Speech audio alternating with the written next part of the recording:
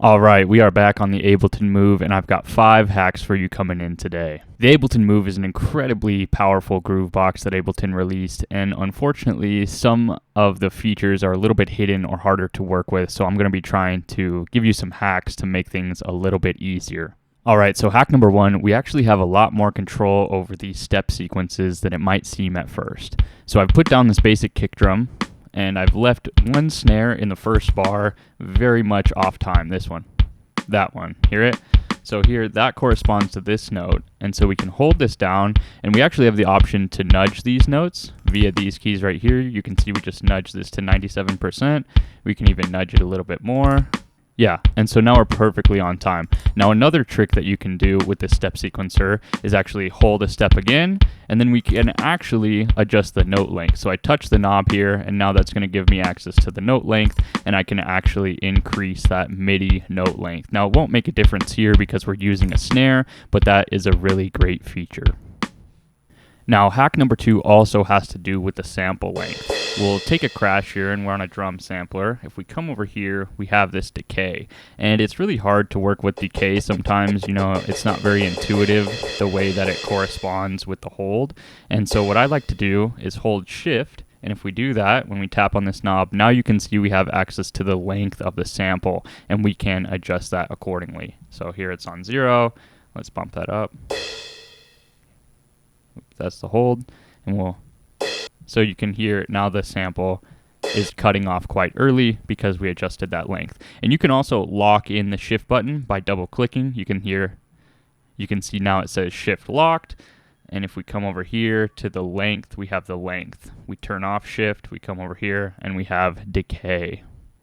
All right, so now let's talk about resampling. Now we do only have 4 tracks here, but that is very easily worked around with the resampling. So if you just solo the things you want to resample, like let's say we just want this drum loop into a pad, and then we can make a track of loops that actually plays back. So what I'll do is I'll just come in here, and we'll just be deleting this. We can hit this sampling key, and now we have a few different options. And so if we select the mic here, we can actually click on that and change it to resampling. And so now we are in resampling mode, and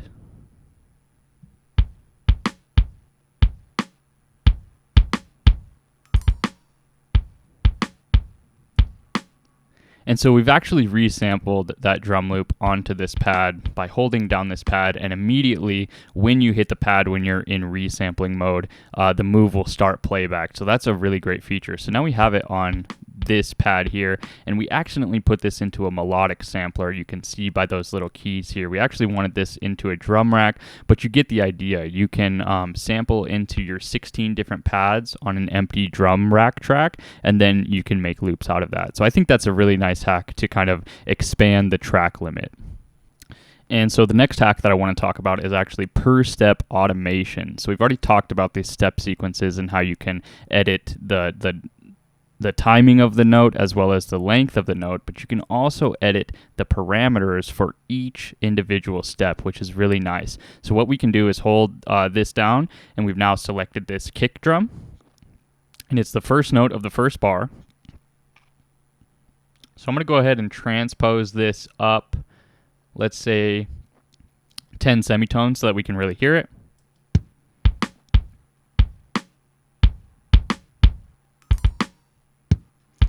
Let's do the same with this one, except let's transpose it down a few semitones.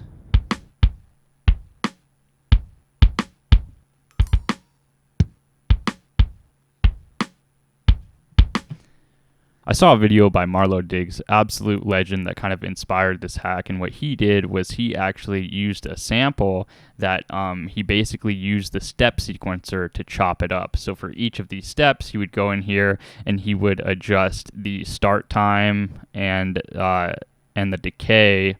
But with this, you would probably want to adjust the sample length.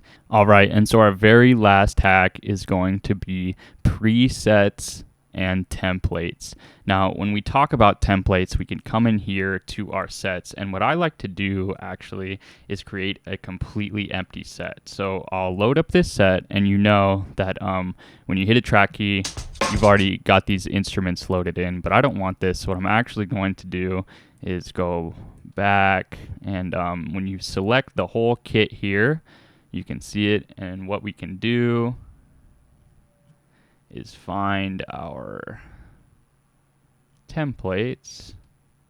And so this template folder is absolutely powerful. Right now, we'll just load up probably a choke kit. And what a choke kit means is that the samples will cut each other off. So that's what you're going to want to use for sampling. So I'll load a choke kit there for my samples. And then I'll come in here.